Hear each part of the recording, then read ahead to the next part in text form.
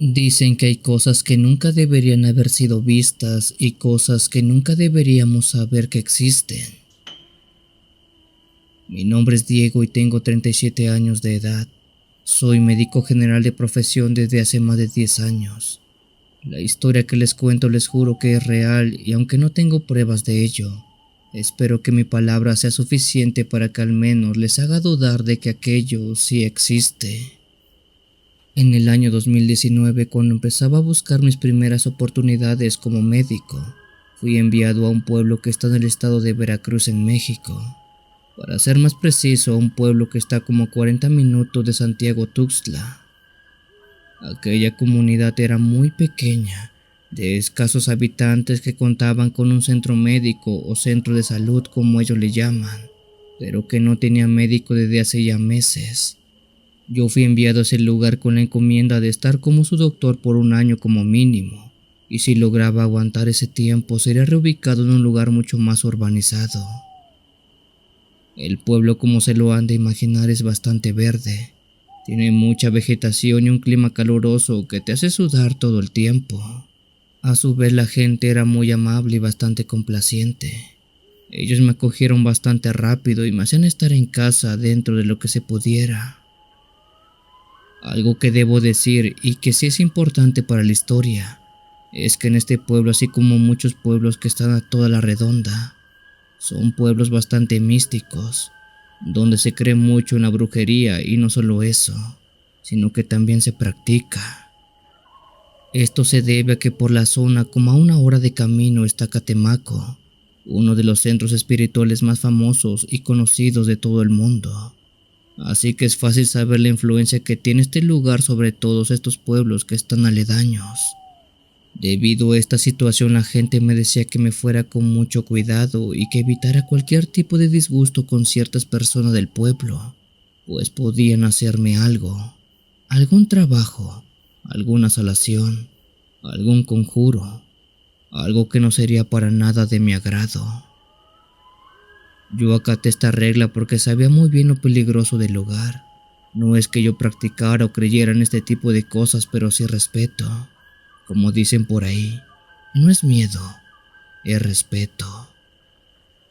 Bueno, esto recuerdo pasó una tarde como a las 5 si no me equivoco. A esa hora hasta el centro de salud llegó un muchacho de unos 20 años, acompañando a un hombre ya mayor de 55. El joven traía prácticamente cargando al hombre porque éste no podía moverse. Cuando lo recibí le pregunté al muchacho qué estaba ocurriendo.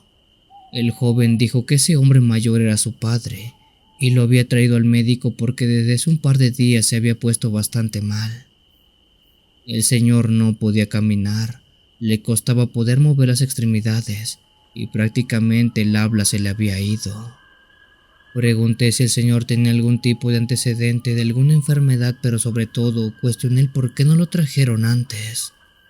El joven dijo que su padre siempre había estado bien, pero hace 2 días entró en una clase de estado inmóvil y no sabía exactamente a qué se debía. Al hombre mayor lo recosté sobre la cama y lo examiné, pero, al menos por las revisiones que le hice, no presentaba algún tipo de problema. Él se veía bien, pero era más que claro que algo estaba muy mal con aquel hombre.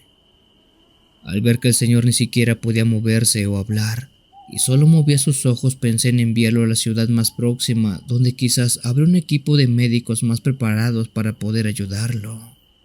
Sin embargo, para poder enviarlo tendría que ser al día siguiente muy temprano, ya que para entonces ya era noche y no había forma en cómo poder trasladar al pobre hombre. Le dije al hijo que su padre quedaría en observación esa noche en la clínica y por la mañana ya podrían irse juntos. El joven dijo que sí y de hecho, él se quedaría toda la noche cuidándolo. Justamente estábamos hablando de este tema cuando a la clínica llegó una mujer. Se trataba de una joven de 25 años más o menos, quien no era otra que la hija del señor enfermo. Ella entró algo molesta y le dijo algo al muchacho para luego solamente irse. Tú sabes lo que hizo nuestro padre. No hay forma que se salve, ni aquí ni en la ciudad. Ya mejor regrésalo a la casa y que ahí pase todo. Si se va a ir, que se vaya en su cama y no en un lugar ajeno. Tras escuchar eso, claro que no entendí nada, pero sabía que era un problema de familia. Algunas diferencias simplemente. Después de decir eso, la joven se fue y dejó al otro muchacho a cargo de su padre. Me acerqué a este joven y le pregunté si acaso todo estaba bien. Él hizo una pausa y luego dijo que sí, solo que tenía diferencias con sus hermanos, pues ellos querían dejar a su padre fallecer y él quería salvarlo. Después de aquel percance, la hora fue pasando y ya había dejado todo listo en cuanto a documentos para que el traslado del día siguiente del hombre fuera muy temprano y todo estuviera en orden. Estaba por irme a descansar a un cuarto que tenía en la misma clínica de salud cuando escuché un grito, a la vez que el ruido de muchas cosas cayéndose. Aquel ruido provenía del cuarto donde estaba el señor y su hijo cuidándolo. Aprisa corrí hasta ese lugar y lo que mis ojos vieron es algo que no sé cómo rayos explicarlo. Pero aquí va. El señor estaba acostado en la camilla con los ojos abiertos viendo al techo, mientras encima de él se encontraba una clase de demonio que estaba bailando en su cuerpo.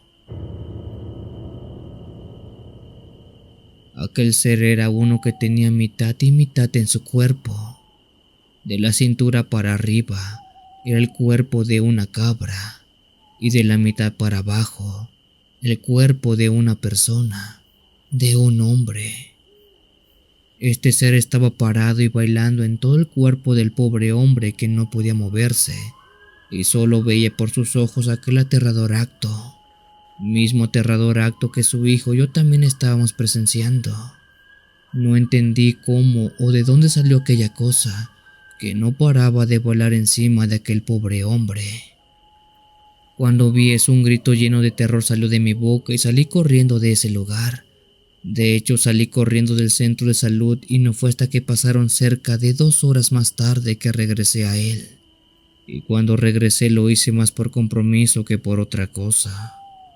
Recién iba llegando al centro de salud cuando en la puerta de la misma vi que estaba el hijo del señor y algunos familiares más, entre ellas la hija que había visto un poco antes. Todos ellos estaban subiendo a una camioneta algo envuelto en una cobija. Aquello no era otra cosa que el cuerpo del señor, quien ya había fallecido. Les pregunté qué pasó, qué sucedió. ¿Qué fue eso que vimos ahí? Ese ser bailando con algarabía sobre el cuerpo de su padre. El joven no dijo nada, pero su hija sí. Por eso le dije que no sacaran a mi padre de la casa. Él ya estaba condenado. Solo vino a darle molestias a usted, doctor. Pero ya nos vamos, no se preocupe y disculpe por lo que ha visto. Eso es con lo que mi padre jugaba y bueno. Nada bueno sale de juegos con cosas que no entiendes. No estoy del todo seguro, pero creo que el hombre había hecho un pacto con un ser que al final del día había venido en su propia forma por él. O al menos eso me dijeron las gentes de los pueblos, ya que recuerdan que aquí se practica mucho eso, la brujería. Pues bueno, al final confirmé que este tipo de cosas sí existen.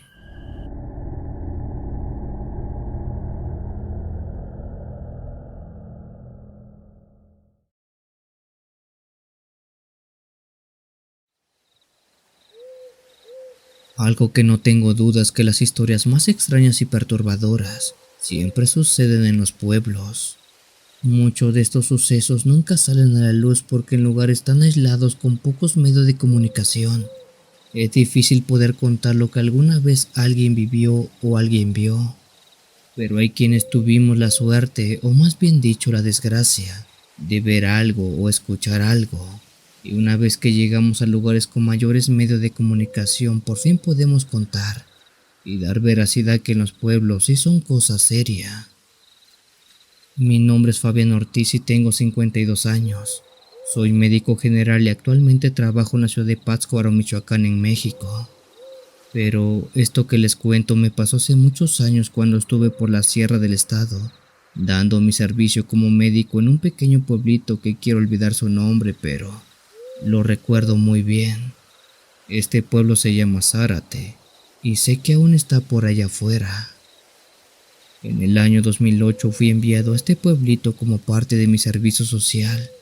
Sin embargo, cuando llegué me di con la sorpresa que no haría solo mi servicio, sino que por un año estaría a cargo del centro de salud comunitario de ese lugar. Por lo que se me había dicho, desde hace mucho tiempo no había un médico en aquel sitio, y mi labor como tal era el de cuidar ese hueco en lo que se enviaba un médico de planta. Con mis conocimientos básicos, rápidamente emprendí a tratar de solucionar los padecimientos de la gente del pueblo y de otros pueblos que estaban a la redonda que se daban cita para que también nos ayudara. Al transcurrir cerca de 3 meses la cosa ya estaba mucho mejor. Me había acoplado a la vida sencilla pero complicada de ese lugar, además que ya había hecho algunas amistades con los pobladores.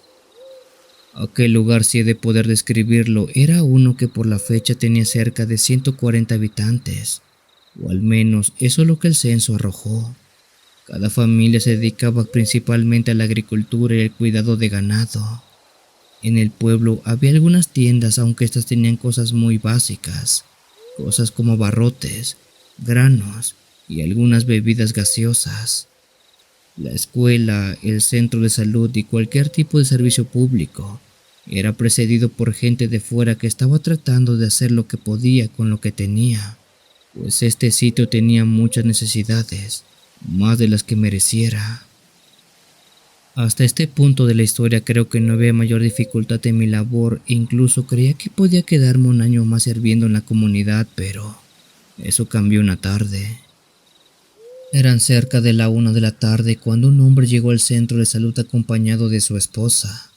El hombre, lo recuerdo muy bien, era don Zárate, un señor de unos 45 años de edad, alguien joven aún, un campesino que en más de una ocasión había saludado en la calle y que una o quizá 2 veces había venido al médico por cosas menores. Sin embargo, en esta ocasión cuando entró por la puerta lo vi muy mal. Le pregunté al hombre qué era lo que le estaba pasando, pues tenía una cara pálida, la piel bastante seca, pero extrañadamente estaba bañado en sudor. El hombre por su estado no pudo decir mucho.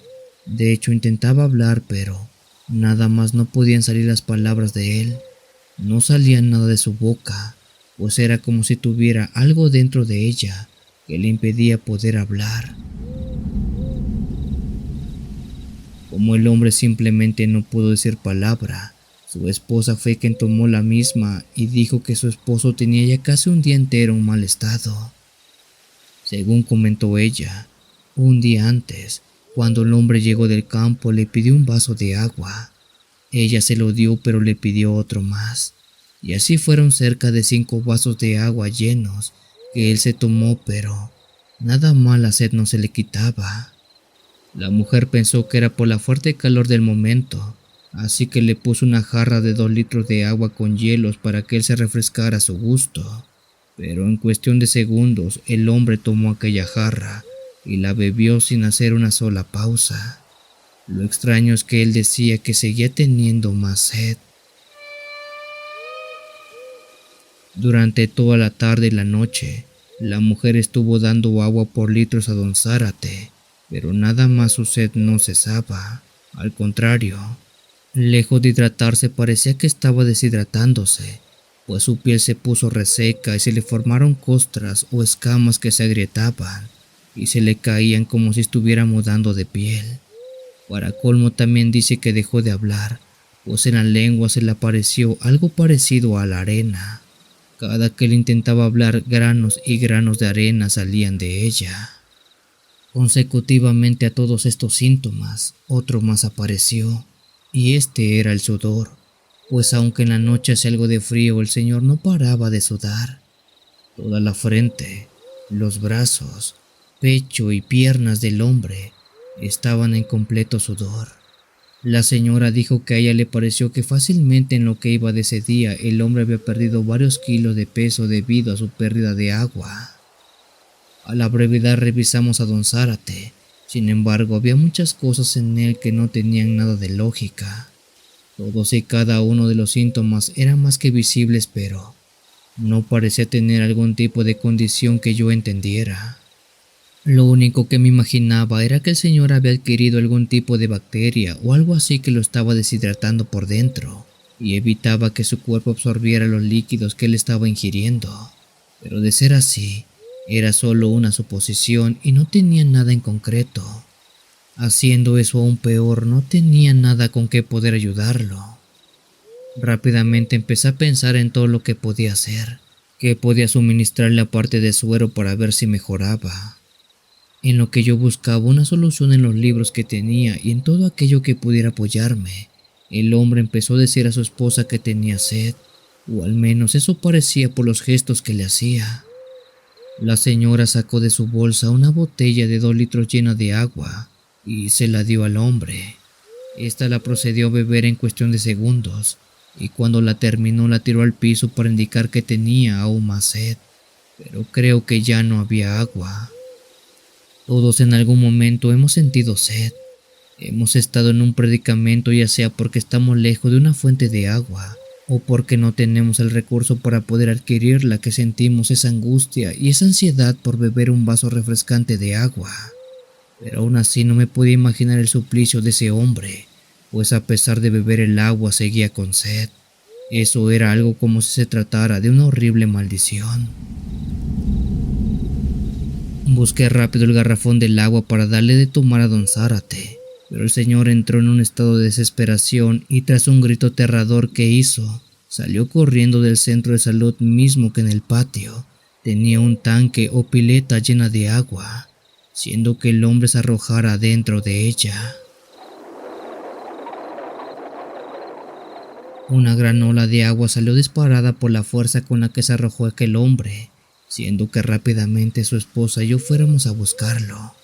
Pero cuál fue nuestra cara de horror cuando vimos que dentro de la pileta donde el hombre claramente se había arrojado, no había nada. Así como lo oyen, en ese lugar no estaba el señor, solo estaba una clase de espuma arenosa que flotaba en la superficie del agua del tanque, pero del hombre nada. Era como si la tierra se lo hubiera comido, o mejor dicho, como si el agua se lo hubiera tragado vivo. Al señor lo buscamos por todos lados, vaciamos el tanque pero nada. El hombre se había vaporizado, fue lo que pensamos sí o sí. Se había convertido en esa espuma café arenosa que estaba flotando en el tanque.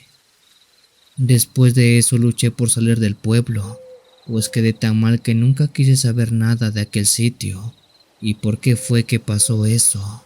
Nunca quise siquiera investigar a dónde fue don Zárate.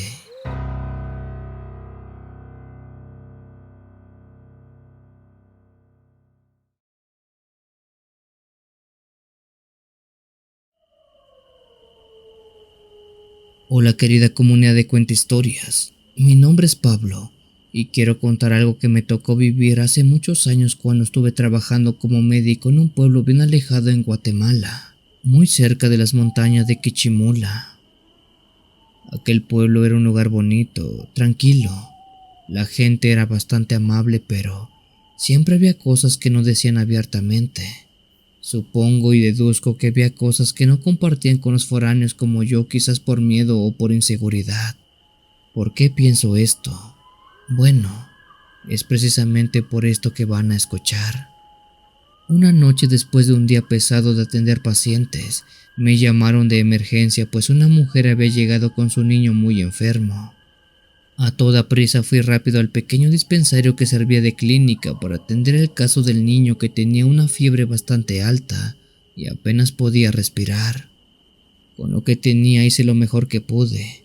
Lo estabilicé y le dejé medicinas a la madre, misma que antes de irse, ella me miró como si quisiera decirme algo, pero al final no lo hizo. Solo murmuró algo sobre cuidarme mucho de la noche. solamente algo así dijo y se fue corriendo. No entendía a qué se refería con ello, pero ya estaba acostumbrado a los comentarios tan extraños de la gente de aquel pueblo. Esa noche regresé a la casita que me habían dado en el pueblo. misma que me quedaba a unos 10 minutos del dispensario.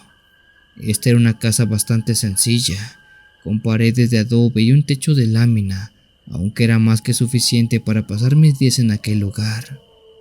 Una vez que llegué me acosté, pero no había pasado ni media hora cuando me despertó un estruendo que se escuchó afuera de la casa. Este era como si alguien hubiera lanzado una piedra enorme contra el techo de lámina. Me levanté medio dormido y miré por la ventana, pero ahí no había nada, solo la calle vacía y las luces públicas titilando. Así que simplemente pensé que de seguro era una clase de animal. Sin embargo, ya estaba por volver a la cama cuando las vi. Al principio pensé que eran linternas o algo así, pero no. Se trataban de dos bolas de fuego flotando como a 20 metros del suelo, justamente encima de un campo de maíz que estaba enfrente del cuarto. Las bolas no eran normales, no se veían como fuegos de verdad. Flotaban despacio y de vez en cuando parecían girar por sí mismas. Su color era un amarillo intenso, casi dorado, y desprendían un zumbido bastante suave, como un enjambre de abejas que estuviera muy lejos. Yo me quedé congelado viendo cómo se movía lentamente, como si estuviera buscando algo. Aquello me dio un frío raro en el estómago, algo que puedo describir como horror. En el pueblo había escuchado historias de las brujas que se aparecen como bolas de fuego, pero nunca les había prestado mucha atención. Pensé que eran cuentos para asustar a los niños nada más. Sin embargo, esa noche supe que no eran cuentos. De repente, una de las bolas se movió rápidamente hacia mi cuarto y el zumbido se hizo más fuerte.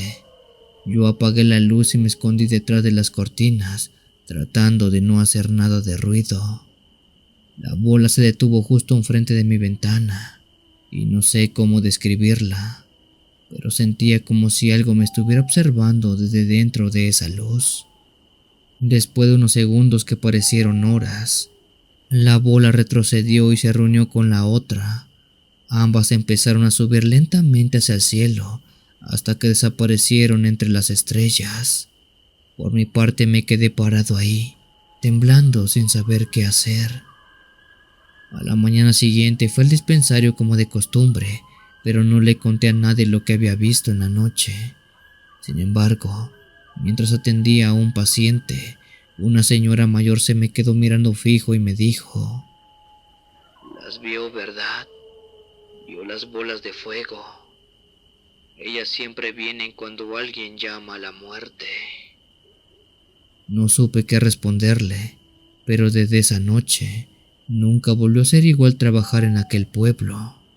Siempre que escuchaba un ruido en la noche o veía luces extrañas a la distancia, recordaba esas bolas de fuego y aquel zumbido. Hasta hoy me pregunto si eran brujas o si algo del más allá, algo simplemente que no tuviera entendimiento. Eso sí, nunca más me atrevo a mirar por la ventana cuando escucho algo allá afuera.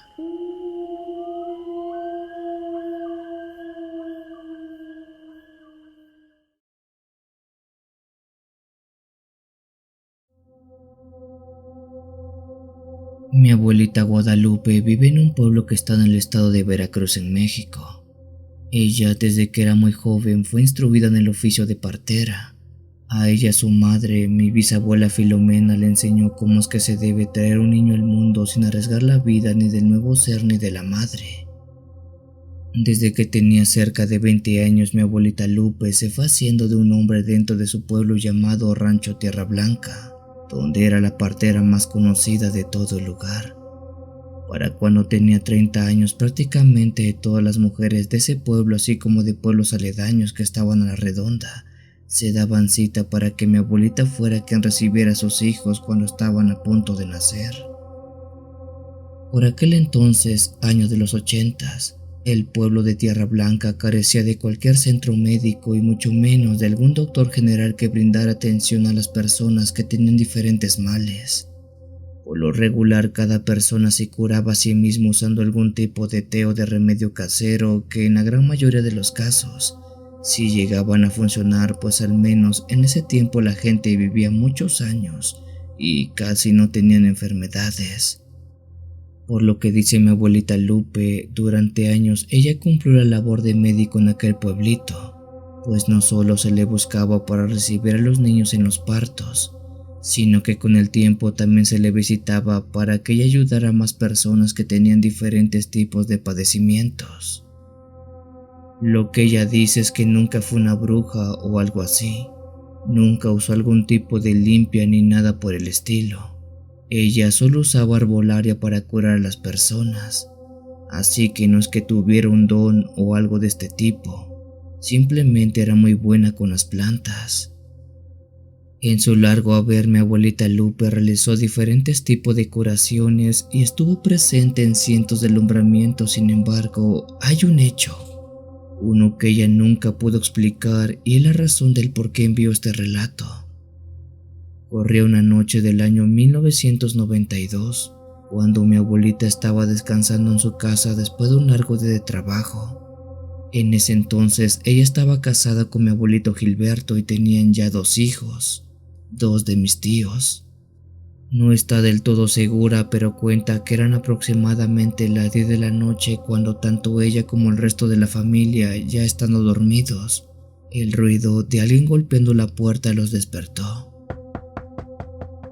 Mi abuelita se puso de pie ya que escuchó ese sonido, aunque lo extraño era que alguien llamara a la puerta a esas horas, y aún más raro que los perros que tenían en el patio ni siquiera estuvieran ladrando, ya que ellos siempre son escandalosos cuando alguien está muy cerca de la propiedad. Mi abuelito se paró y caminó con mi abuelita hasta la puerta y preguntaron ambos quién tocaba y qué quería. Del otro lado, la voz de un hombre preguntó por la señora Lupe, la partera del pueblo. Esta voz mencionó también que su madre estaba por dar a luz y estaba algo delicada, así que por favor necesitaba de la ayuda de la señora Lupe. Al abrir la puerta, mis 2 abuelitos vieron que afuera estaba un niño como de 15 años de edad, pero que era muy alto en comparación a los niños que ellos estaban acostumbrados a ver por el pueblo. Ellos sabían que era un jovencito quien tocó debido a las facciones de su rostro, aunque bueno, estas eran algo diferentes. La descripción que dieron ambos abuelitos era que este niño medía cerca de 1,70 de altura. Era completamente güero, blanco, como si fuera el vino. Tenía ojos azules y cabello rubio. En esos años mis abuelos habían visto algunos extranjeros que venían de los Estados Unidos, por lo cual asociaron a este niño con un niño de ese lugar. Esto también se reforzó cuando dicen que su forma de hablar español era algo torpe. No pronunciaba bien las palabras, pero sí era totalmente entendible lo que él decía. Mi abuelita Lupe le preguntó al niño dónde vivía su madre y quién era. El jovencito le dijo que ellos eran foráneos, pero que habían llegado a ese pueblo cuando su carro se descompuso. Para mala fortuna, su madre, que viajaba con ellos, entró en labor de parto y tras preguntar en el pueblo, le dijeron que el único médico y partera era mi abuelita. Con eso dicho, mi abuelita le dijo a mi abuelo que se quedara en la casa cuidando a los niños, en lo que ella iba a buscar a la madre de aquel jovencito. Mi abuelito, aunque dudoso y temeroso de que ella se fuera sola con un desconocido, no le quedó de otra, y se estuvo en la casa con sus 2 hijos que dormían. En plena noche mi abuelita siguió a ese jovencito, quien la sacó del pueblo y la llevó hasta el pie de un cerro que estaba cerca. El joven dijo que ahí fue que su carro se quedó averiado y ahí estaba toda su familia. Por lo que cuenta mi abuelita, esa noche ese joven iba alumbrando con una lámpara muy potente, pero que era muy diferente a las que ella conocía por la época. Esa lámpara era en forma de círculo, como si fuera una moneda de unos 10 centímetros de diámetro, pero que lanzaba una luz blanca muy potente.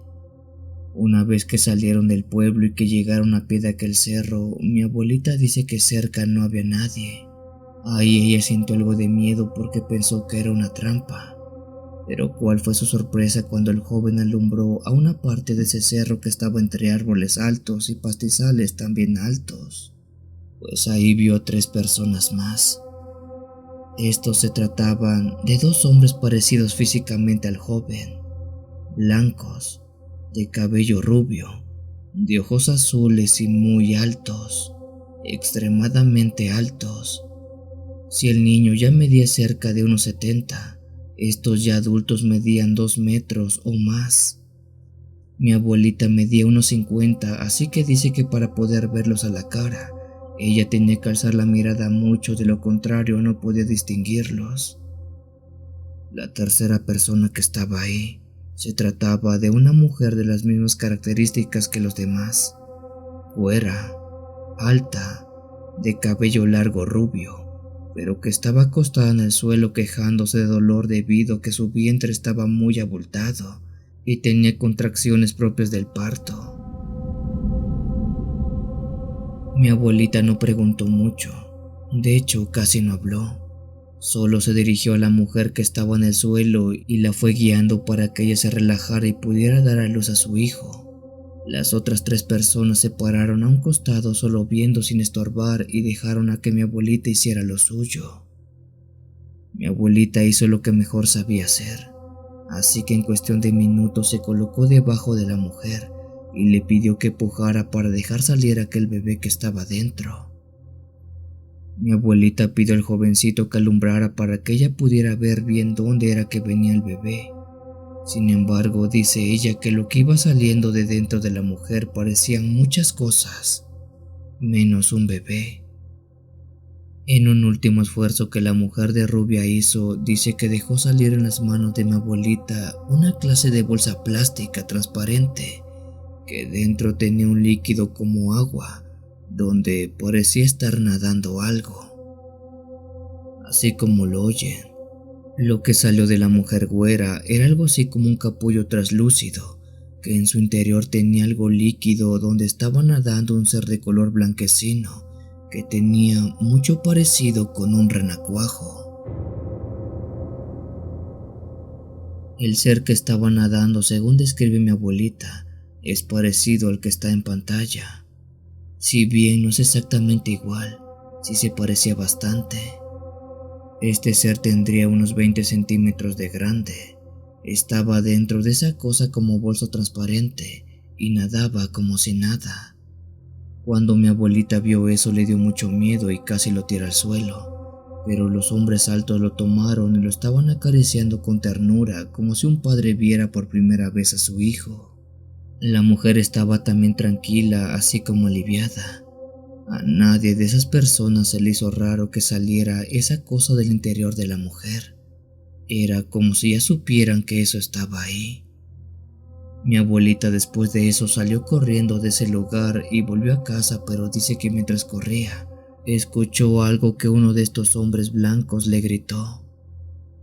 Estamos en deuda con usted y un día le pagaremos. Como pudo, mi abuelita llegó hasta la casa donde mi abuelito lo estaba esperando aún despierto con el pendiente de ella, ya que se había ido bastante tiempo. Cuando ella llegó a la casa le contó a mi abuelito lo que había ocurrido, lo que sucedió con esos extraños hombres que estaban a pie del cerro. Mi abuelito quedó con la duda y le preguntó a mi abuelita Lupe si había visto el carro, ese mismo que decía el joven que se les había descompuesto. Ella dice que nunca vio nada. De hecho, eso era algo extraño, pues esas personas blancas estaban lejos de la carretera y de alguna casa. De hecho, parecía que ellos no querían ser vistos o algo así. Con el pasar de los días, mi abuelita dice que ya no vio esos hombres blancos y nunca tuvo noticias de nadie del pueblo que los hubiera visto. Ella cayó lo que pasó esa noche con la mujer que dio a luz a ese renacuajo dentro de la bolsa de agua. No quiso contarlo porque pensó que le dirían loca o que nadie le iba a creer.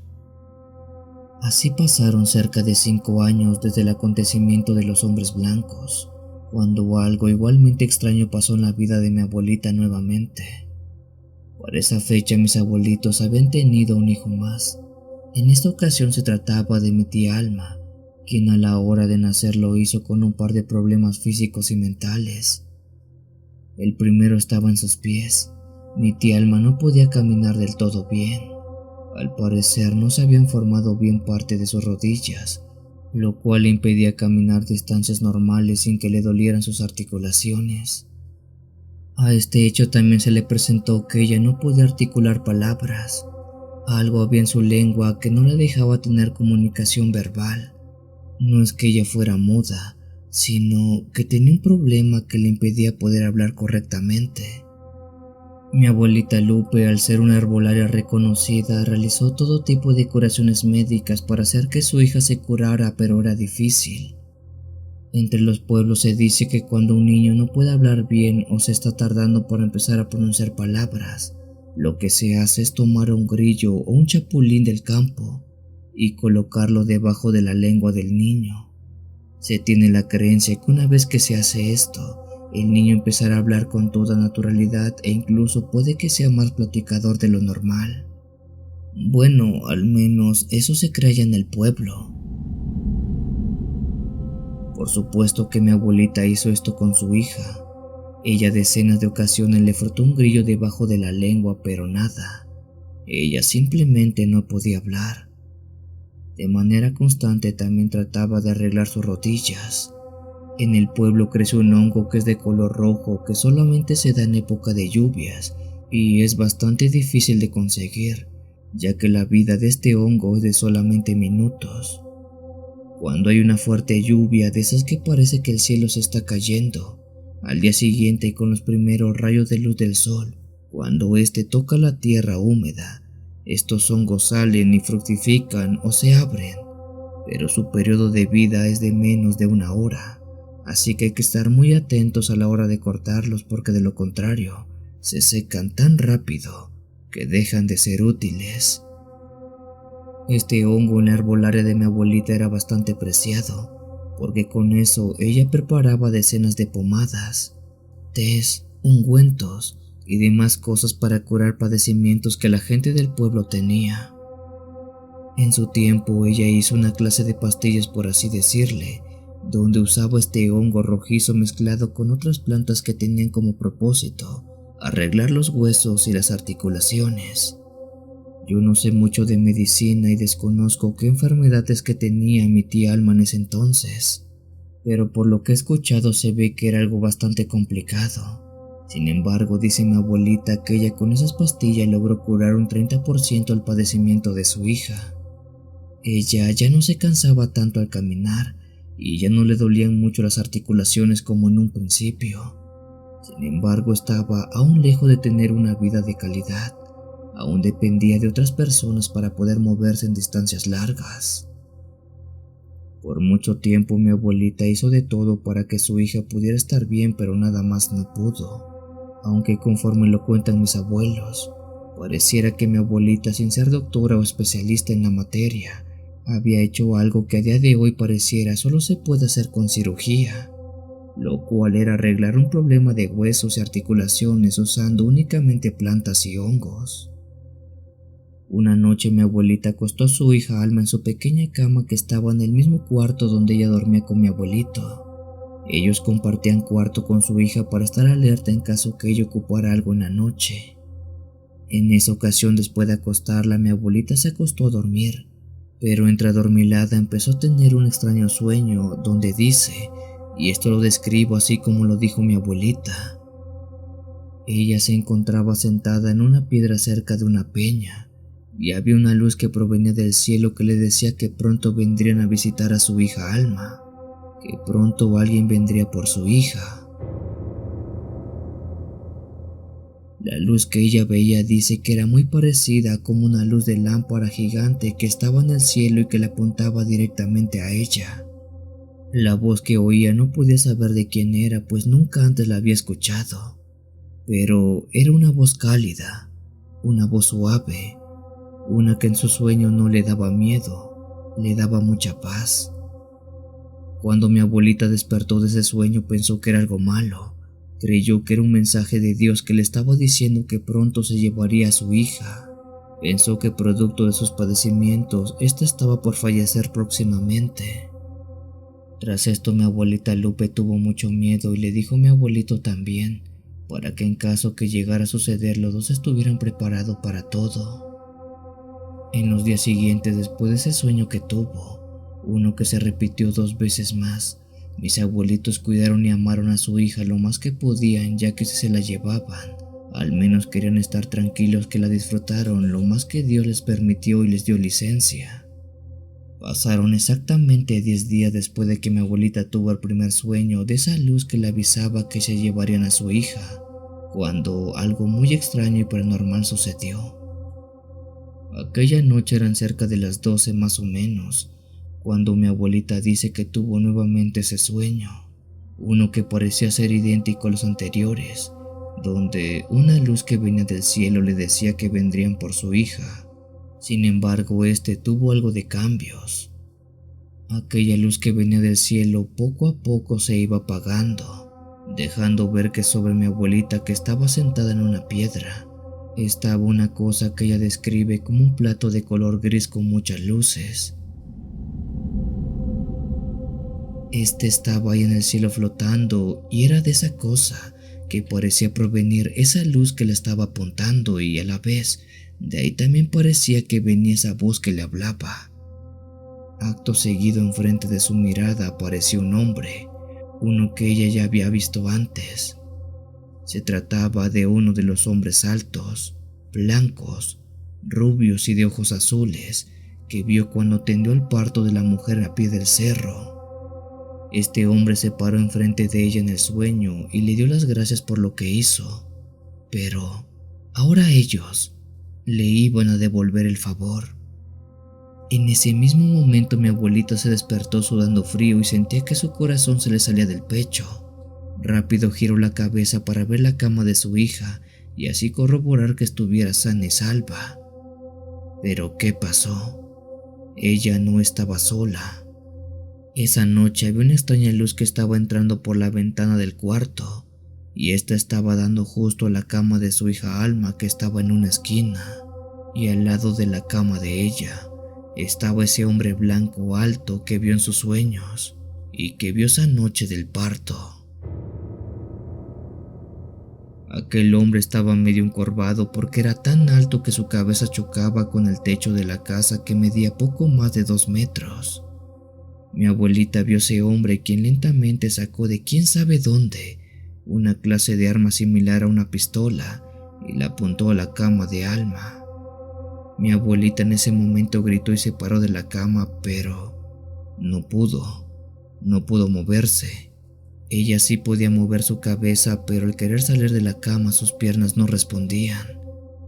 De su boca no salía un solo sonido, era como si estuviera muda. Aterrada vio como mi abuelito estaba dormido y parecía no estar al tanto de lo que estaba ocurriendo. En su momento creyó que era una pesadilla, pero no lo era, ya que después corroboró que algo hizo ese hombre alto, que dejó dormido a su esposo para que no se diera cuenta de nada.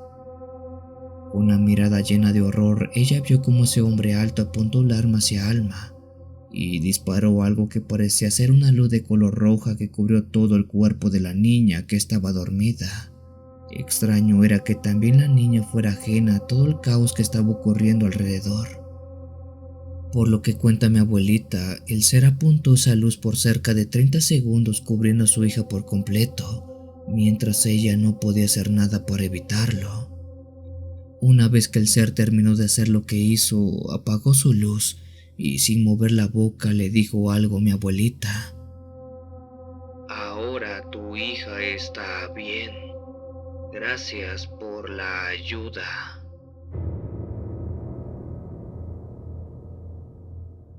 El hombre alto caminó a la ventana y, como si fuera magia, se fue desvaneciendo junto con esa extraña luz que entraba por la misma ventana. Una vez que tanto la luz como el hombre alto desaparecieron, por fin ella pudo moverse y gritó desesperada, despertando a toda la familia. Mi abuelita corrió a ver a su hija, quien tocó por todos lados para ver si no le habían hecho algo malo. Una lágrima corrió por la mejilla de mi abuelita cuando escuchó por primera vez una palabra, una que siempre quiso escuchar de su hija. Mamá. Su hija, mi tía Alma, por fin habló. Como si fuera magia, su hija de 5 años estaba hablando con naturalidad, como cualquier niña propia de esa edad. Pero eso no fue todo, pues la niña ya no tenía problemas en las rodillas. Cual fuera el mal que tenía, simplemente había desaparecido esa noche. Al día siguiente ya se veía a mi tía Alma correr y jugar con sus hermanos como si nada, como si toda la vida hubiera estado bien. En el pueblo se empezó a correr esa noticia como un milagro, aunque mi abuelita jamás contó de los hombres blancos, pues ella estaba segura que estos seres curaron a su hija con una tecnología que ella desconocía. A día de hoy los únicos que saben esta historia es la familia de mi abuelita, algunos amigos cercanos a ella, y a partir de ahorita, ustedes. Esa fue la historia de cómo mi abuelita fue partera de unos extraterrestres y de cómo ellos regresaron el favor curando a su hija Alma. Por cierto, si se lo preguntan, mi tía Alma está viva y no recuerda nada de esa noche.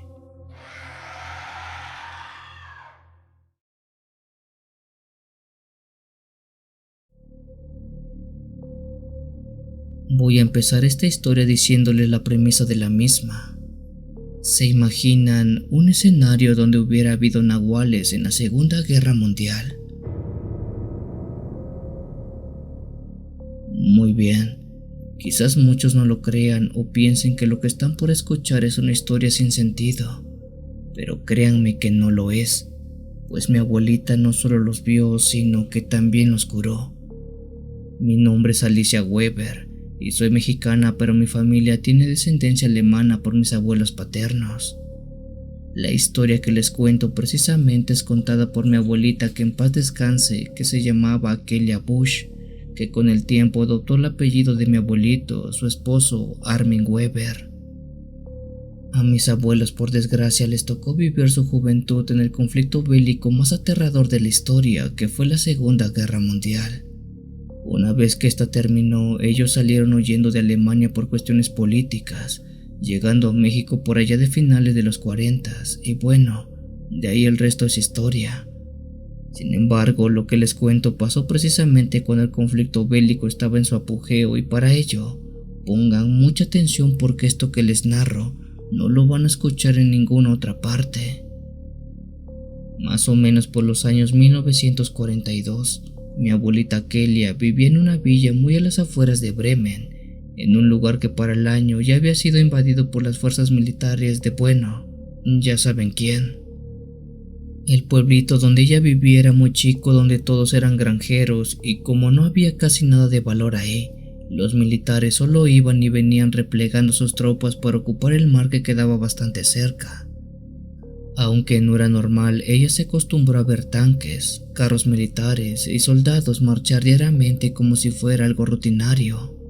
Mi abuelita en ese entonces era una jovencita de 20 años que se dedicaba principalmente al pastoreo de las ovejas y de algunos deberes más de la casa junto a su madre.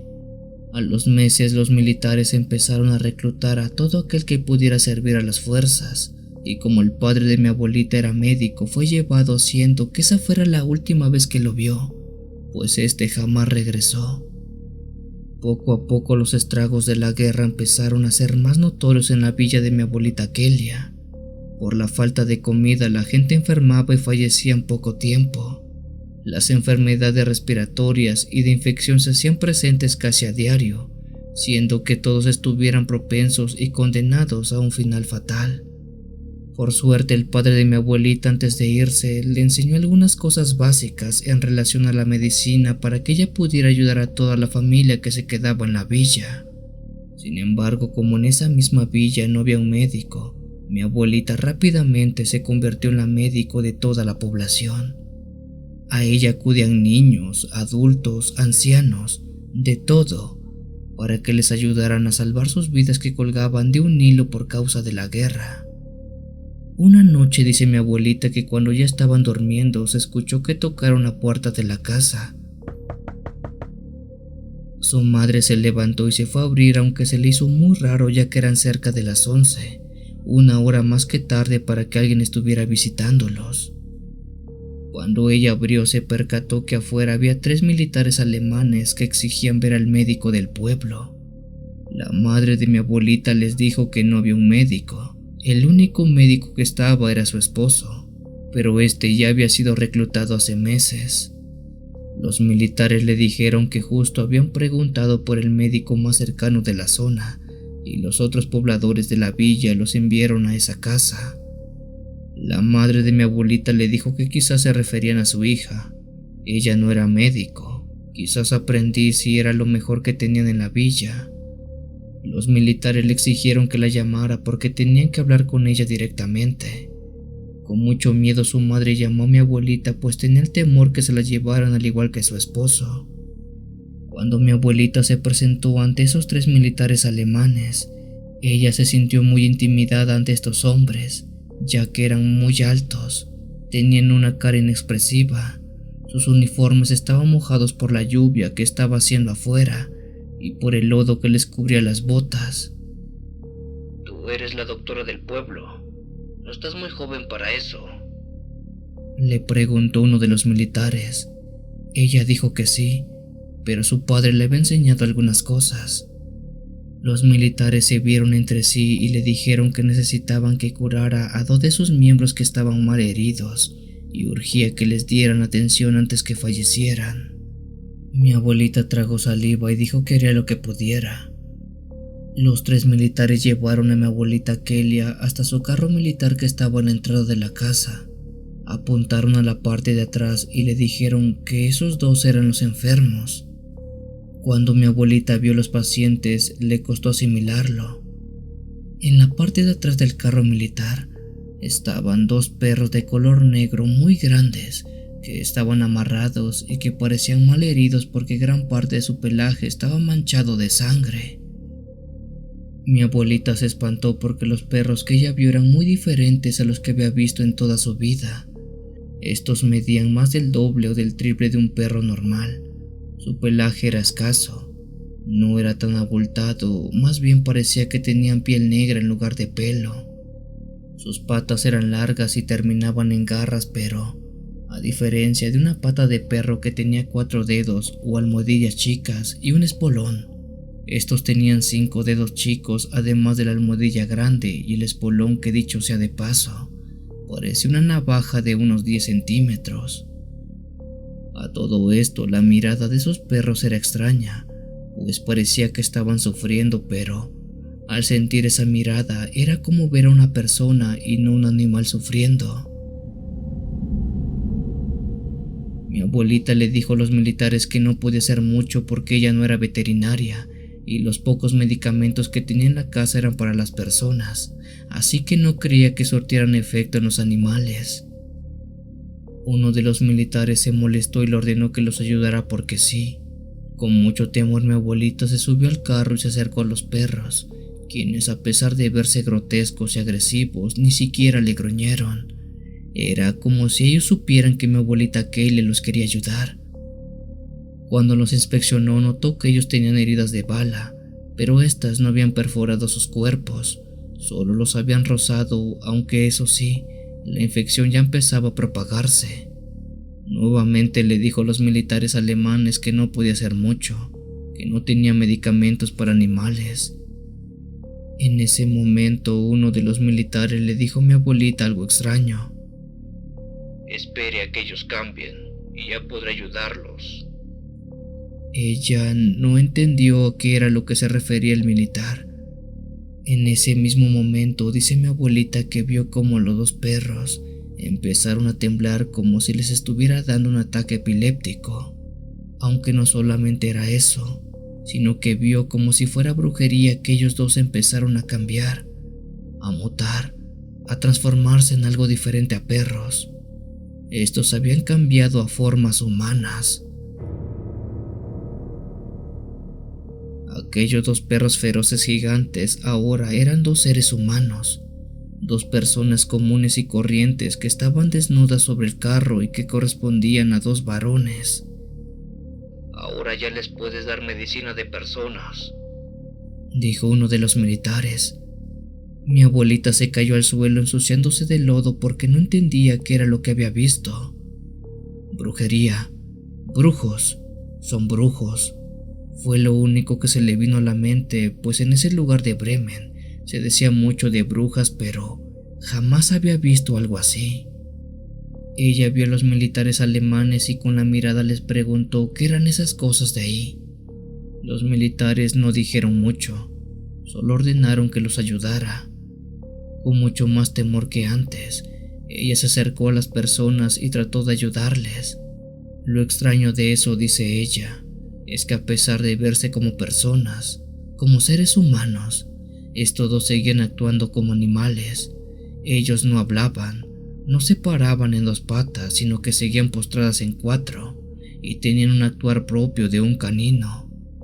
Con mucho cuidado ella limpió sus heridas, les puso algo del valiosísimo antibiótico de la época para contrarrestar la infección de ellos. Después que mi abuelita curó a aquellos dos hombres, estos quedaron dormidos. Con la cabeza vuelta loca, mi abuelita le preguntó a los militares qué clase de animales o personas eran esas. Los militares alemanes le dijeron que eran unos aliados que habían sido enviados para ayudarlos al rastreo de enemigos. Mi abuelita preguntó quién se los había dado. Es aquí que sale algo raro porque según dice mi abuelita, y esto no lo recuerda del todo, pero ella dice que le dijeron que esos animales venían de América, pero no se refería a los Estados Unidos, pues ellos estaban en conflicto con estos. Muy seguramente se refería a América como continente. Quizás, y solo quizás, de algún país como México o de Centroamérica, eran de donde les habían enviado nahuales a los alemanes. Después de ello, los militares le preguntaron a mi abuelita si ya había comido. Ella dijo que no, pues no había comida en la villa. Los militares sacaron 2 cajas de raciones militares y se las dieron en forma de agradecimiento por la ayuda y después se retiraron. Mi abuelita después de eso huyó de la villa junto a toda su familia y así estuvo por años hasta que salió de Alemania por el horror de lo que le tocó ver esa noche y noches después.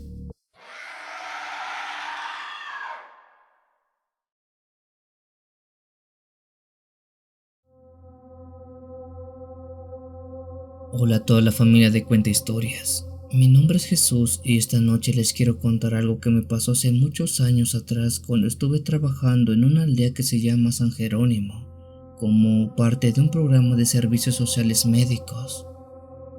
Esto ocurrió en el año 2011 y aunque ya pasó algo de tiempo, les puedo decir que es completamente real. Aquel sitio al que fui enviado como parte de este programa médico era un lugar remoto en las montañas de Honduras, un sitio rodeado de cafetales y neblina que nunca parecía disiparse del todo. Desde el primer día que me asenté en ese lugar, los aldeanos fueron amables pero reservados. Me miraban con respeto, pero siempre con un aire de inquietud. Supongo que era porque era foráneo y no es fácil hacer amistad con alguien de fuera. En mis primeras semanas en ese lugar todo estuvo tranquilo. Era como cualquier otro pueblito o ranchería donde hubiera dado servicios hasta que pasó lo menos esperado. Una noche después de ya casi un mes en el pueblo, una niña apareció en la clínica a medianoche. Su vestido estaba empapado por la lluvia de la tormenta que estaba cayendo en ese momento, y sus pies escasamente cubiertos por unos guarachitos estaban llenos de barro. La pequeña con voz temblorosa me dijo que su madre estaba dando a luz y era necesario que fuera a verla a su casa, porque al parecer ella estaba teniendo complicaciones. Aprisa tomé mi maletín y la seguí por un sendero fangoso que salía del pueblo. Ambos caminamos por más de media hora bajo una luna pálida y con la lluvia que aunque ya había calmado, aún medio se sentía la brisa. Tras todo ese largo camino, por fin llegamos hasta una casa de madera vieja y agrietada que estaba en medio del bosque muy frondoso. De lejos se veía que la puerta estaba entreabierta, y dentro la luz de una vela proyectaba sombras moviéndose de un lado a otro. En cuanto entré a la casa, me di cuenta que dentro había varias personas, pero lo más raro es que un hombre, quien era el esposo de la mujer que estaba dando a luz y el padre de la niña que me había llamado, Me vio intrigado y me preguntó qué hacía ahí. Le dije que venía a ayudar con el labor de parto de la señora, que claramente estaba acostada en una cama con signos de contracción. Él dijo que no era necesaria mi presencia, pues él ya había llamado a la partera del pueblo. Su esposa, una señora como de 40 años que estaba en labor de parto, dijo que ella mandó a la niña por mí en caso de que fuera necesario. Dentro de esa casa también estaba la partera, quien era una mujer ya mayor con cara de pocos amigos, que al toque me dijo: No debió venir, doctor. Esto no es cosa suya. Ignoré sus palabras y me acerqué a la mujer que estaba en labor de parto.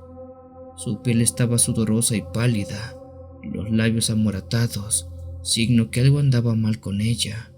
Incluso aquella mujer olía a humedad, a sangre y algo más. Intenté hacer mi mejor trabajo, pero cuando más observaba, más notaba que algo estaba fuera de lo normal. La mujer no gritaba, solo respiraba de manera entrecortada, como si no fuera del todo humana, y en su vientre algo se movía dentro de él. De manera antinatural, era como si un animal estuviera dentro de ella y quisiera salir de inmediato. La partera me alejó de la mujer y me dijo que no me metiera y que viera de lejos, o mejor, que me fuera, porque en ese momento iban a hacer algo malo. La partera se acomodó cerca de la mujer y postró sus manos para que ella pujara y dejara salir al bebé. Pero lo que salió de ahí no era un bebé, era algo horrible.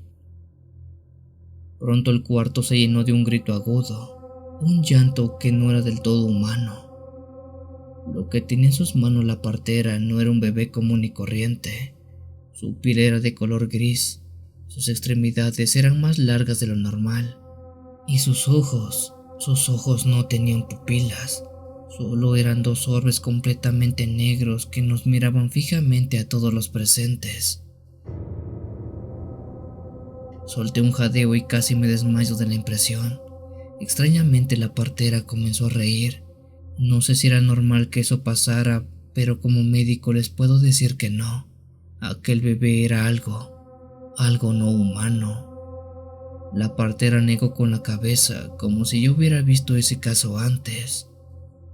Cuando vi eso le di las buenas noches y salí de aquella casa, porque no entendía nada de lo que estaba ocurriendo. No sé qué rayos dio a luz esa mujer, pero seguro no era nada bueno. No recuerdo cómo llegué de vuelta al pueblo, pero nunca más volví a ver ni a la madre, ni a la niña o a la partera de esa noche. En esa población estuve cerca de 6 meses y en todo ese tiempo no vi algo extraño, siendo que eso que me tocó ver esa noche con la partera fuera lo más raro que jamás me hubiera tocado vivir antes. Fue a partir de ahí que entendí que las cosas raras sí existen, que lo paranormal sí es real.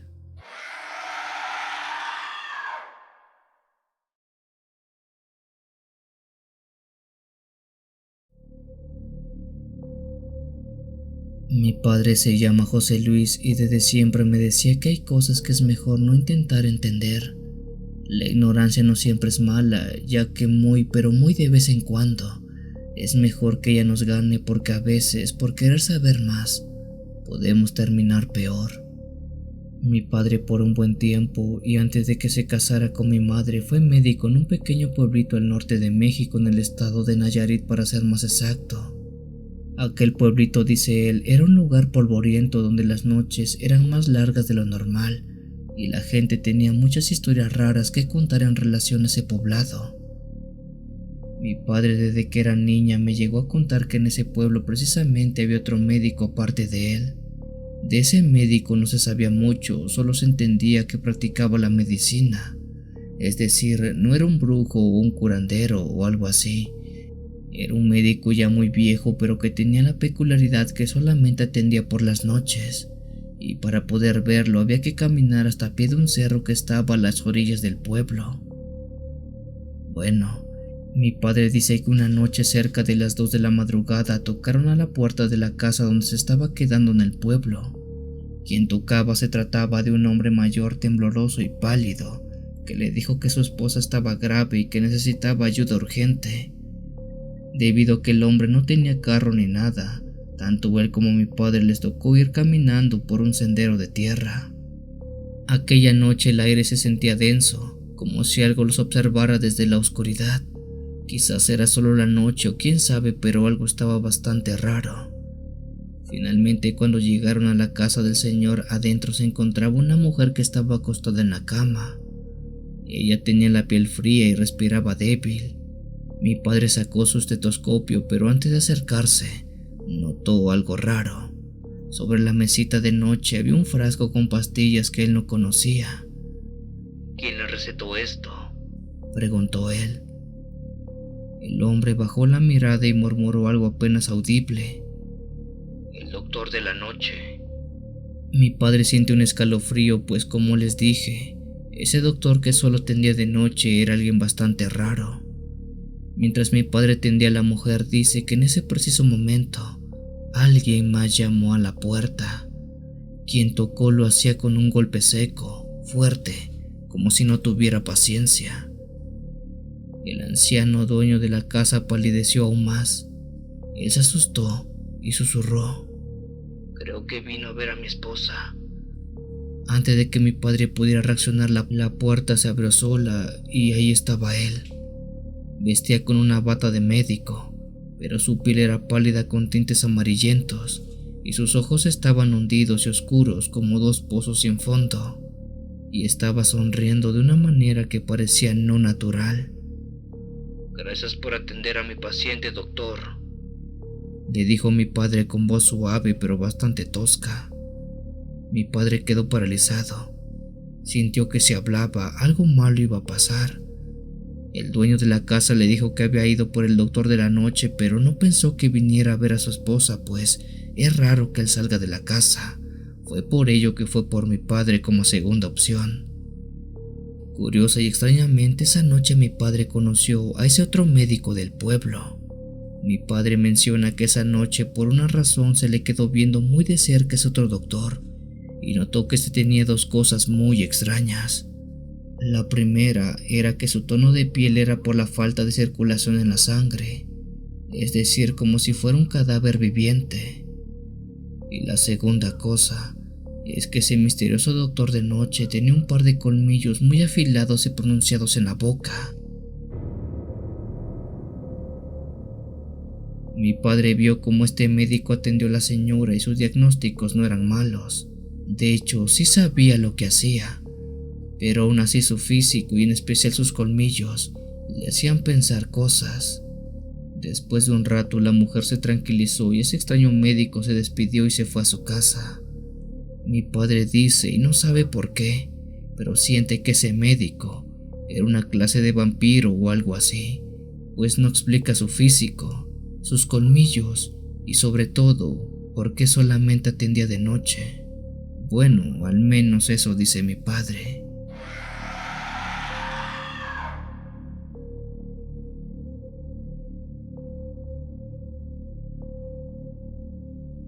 Si tienes alguna historia que desees compartir con esta agradable comunidad, te invito a enviarla, ya sea por correo o la página de Facebook. Los links están en la descripción del video. Te agradecería actives todas las notificaciones para estar al día con los relatos que se suben a diario. Muchas gracias por dejarme llegar hasta tus oídos. Yo soy el Cuenta Historias. Te deseo una linda y oscura noche.